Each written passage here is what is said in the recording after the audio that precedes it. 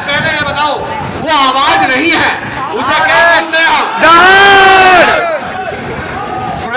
What वृक्ष कर दे, what वृक्ष कर दे जो छोटे से झाड़ को, एक ठोकर में धूल चटा दे पहाड़ को। मोटिवेशन के पावर हाउस जो मुर्दे को भी जिंदा कर दे, और सर संदीप चौधरी कहते हैं हम उस दहाड़ को मैं स्टेज पर बुला रहा हूं। जब वो बोलते हैं तो वो बोलते नहीं, दहाड़ते हैं। जोरदार तालियों के साथ संदीप चौधरी साहब।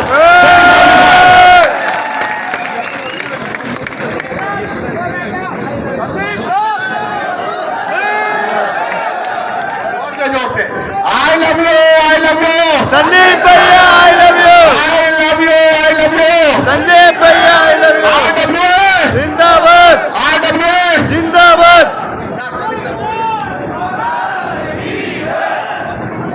और कैसे हो भाई सभी? पहले तो सभी को बहुत सारा धन्यवाद। मतलब उम्मीद से ज्यादा प्यार यहाँ देखने को हमें मिला। हमें ऐसी उम्मीद नहीं थी कि इतनी ज्यादा संख्या में आप लोग मिलेंगे। तो सबसे पहले बहुत बहुत प्यार आप लोगों को।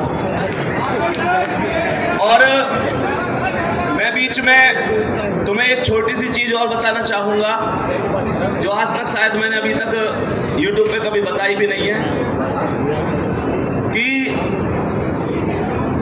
यूँ तो हम लोग उत्तर प्रदेश जिला बुलंदशहर से हैं ही, लेकिन मैं तुम्हें बता दूं कि जब हमारे परदादा थे वो भरतपुर राजस्थान से ही थे।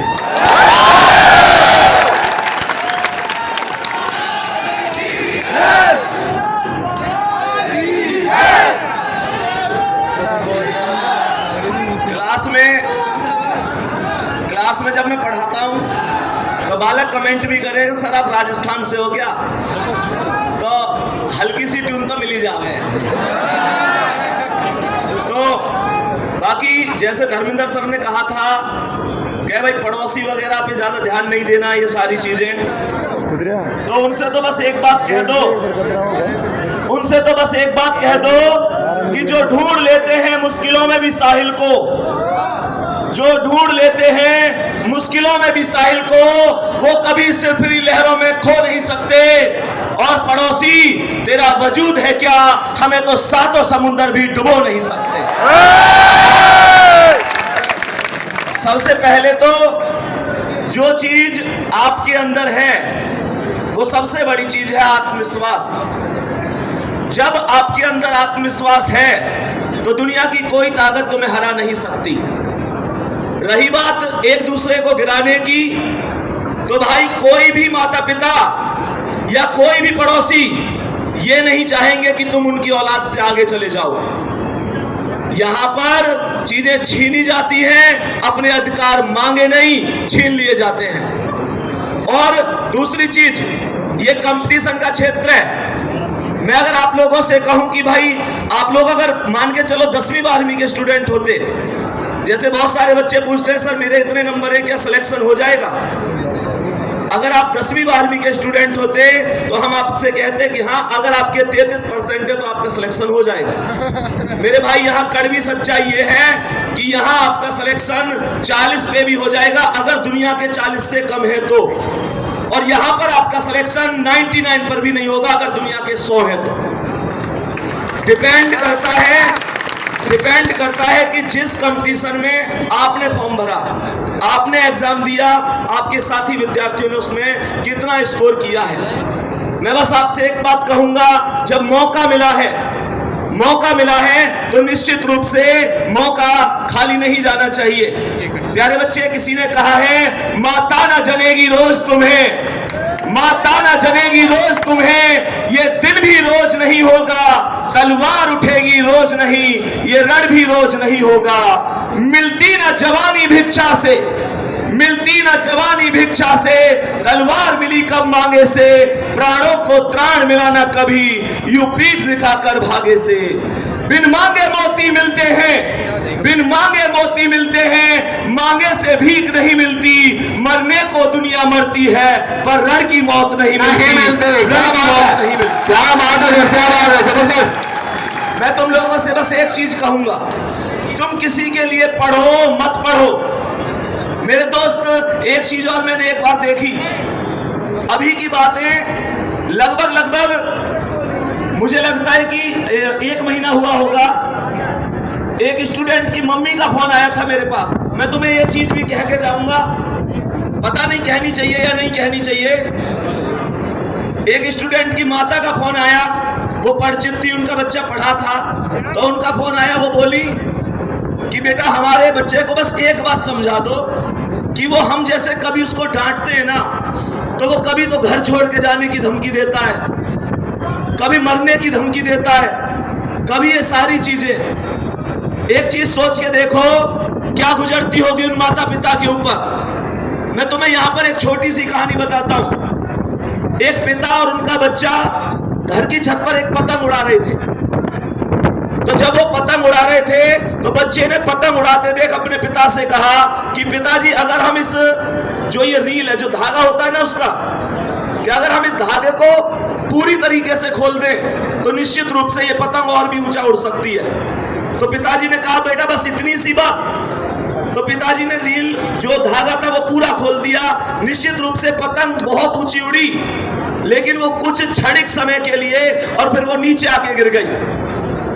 मैं तुमको एक बात बताना चाहूंगा, इससे हमें एक शिक्षा जरूर लेनी चाहिए कि ये जो हमारे घर के अनुशासन है, गुरुओं की फटकार है, माता पिता का डर है, ये कहीं ना कहीं हमको गलत रास्ते पर जाने से हमेशा रोकता है। हमें उनकी भावनाओं को समझना चाहिए।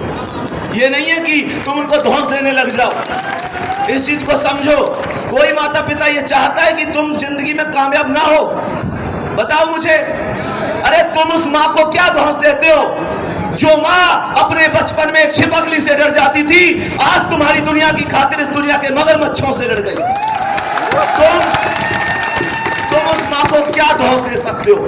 अगर उस माँ को देना है तो बस एक चीज देना कि जिस दिन सिलेक्शन हो जाए एक नई साड़ी माँ के लिए ला के देना, जिसे वो पहन के पूरे पड़ोस में चले और कोई उनसे पूछे कहां से लाई हो तो वो छाती ठोक के कहे मेरा बेटा पहली सैलरी लेके आया।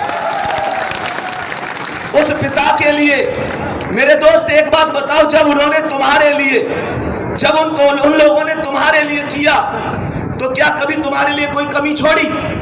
कभी भी कोई कमी छोड़ी? अरे हाँ या ना? जोर से बोलो हाँ या ना? तो तुमको कौन सा अधिकार है? जिसने तुम्हें राजकुमार की तरह पाला है, आज तुम्हारा वचन होना चाहिए तुम उसे राजा की तरह रखेंगे और तुम उसके बुढ़ापे की लाठी बनेंगे। और ये लाठी मजबूत होनी चाहिए। अरे परेशानियां हर आदमी के जिंदगी में आती हैं, तुम अनोखे नहीं हो जिसकी जिंदगी परेशानियां आती हैं। तुमने क्या परेशानियां देखी हैं? कभी अपने किताबों के झोले को उस बच्चे के झोले से मिलाकर देखना जो बच्चा मात्र 10, 14, 15 साल की उम्र में सुबह को कूड़ा बीनने के लिए जाता है। कभी उससे तुलना करके देखना जो जिंदगी तुम जी रहे हो, उस जिंदगी को जीने के लिए भगवान के सामने दिन रात हाथ जोड़ते हैं लोग। क्या बात है सर? प्यारे बच्चे, कोई परेशानी आए तुमको झुकना नहीं है। बस एक बात याद रखनी है, सिकंदर किसी हालात के आगे नहीं झुकता। तारा टूट भी जाए तो जमीन पर नहीं गिरता, और गिरते होंगे हजारों दरिया समुंदर में, पर कोई समुंदर किसी दरिया में नहीं गिरता। क्या बात है, क्या बात है, शानदार समझनी होगी। और लास्ट में बस एक ही बात कहूंगा, क्योंकि हमारे पास अभी आप लोग समझ सकते हैं कि हम सब मिलकर 12 मिलियन का एक सेलिब्रेशन भी करेंगे। और प्यारे बच्चे, लास्ट में एक चीज कहूंगा, कोई मंजिल नहीं जचती, सफर अच्छा नहीं लगता।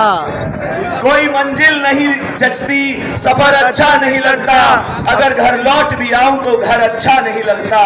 करूं मैं कुछ भी दुनिया को तो सब अच्छा ही लगता है, पर मुझे तेरे बिना ये वर्दी अब कुछ अच्छा नहीं लगता। तो बस यही कहूंगा, मेहनत करते रहो। माता पिता से कभी बैठकर बात किया करो, क्या उनके सपने हैं। हकीकत है वो आपसे कुछ नहीं कहेंगे।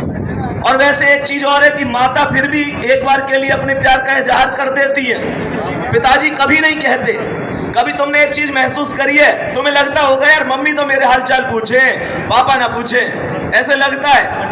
वो बहुत कठोर होते हैं, लेकिन अंदर उनके क्या चल रहा होता है वो उनको ही पता है। जब तुम कहीं जा रहे होते हो ना, कभी ऐसे महसूस करिए किसी ने कि तुम कहीं गए हो और तुमसे मम्मी फोन पे बात कर रही है, कभी आवाज आई है पीछे से कि इससे ये पूछ खाना खाया कि नहीं खाया? अरे हो या ना? यस। वो आवाज पीछे से किसकी होती है? माँ के। माँ की आवाज होती है और शब्दों को कहलवाने वाले पिताजी होते हैं। क्या बात है मेरे दोस्त, हमारी जिंदगी में माता और पिता से बढ़कर दुनिया की कोई चीज नहीं है। एक दिन ऐसा होना चाहिए जब उनको आप पर गर्व होना चाहिए। निश्चित रूप से ये वर्दी आपकी, ये सिलेक्शन आपके। दूसरी चीज ये है, जो मेहनत करेगा निश्चित रूप से वो आगे जाएगा। मेरे दोस्त, बाकी यही है, कंपटीशन का क्षेत्र है, ना कोई कृष्ण सुदामा है इस क्षेत्र में, ना कुछ है। मैं सच बात कहूं तो ना जाने कितने दोस्त मुझे भूल गए जो मुझसे ज्यादा कामयाब हो गए, और ना जाने कितनों को मैं भूल गया जो मुझसे कम कामयाब रह गए। सच्चाई है, ये कड़वी सच्चाई है। वास्तविकता कोई किसी का नहीं है। मैं तुम्हें एक चीज बताता हूं। एक जंगल में एक बार दो दोस्त जा रहे थे, और जैसे ही दो दोस्त जा रहे थे तो अचानक शेर आ गया। तो जो पहला वाला दोस्त था वो अपने जूते के फीते टाइट करने लग गया।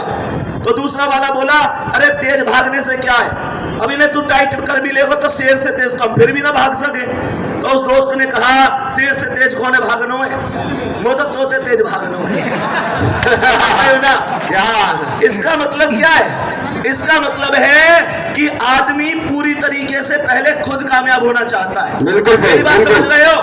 अब तुमको ऐसा लगेगा कि भैया तो स्वार्थ की बात कर रहे हैं, ऐसा लगेगा ना कि भैया तो स्वार्थ की बात कर रहे हैं। मेरे दोस्त, अगर मान के चलो ऑप्शन 2 है तो मैं चाहूंगा मैं भी कामयाब हो जाऊं और अमर सर भी कामयाब हो जाए। लेकिन अगर ऑप्शन 1 है तो मैं बस एक ही बात चाहूंगा, मैं कामयाब हो जाऊं।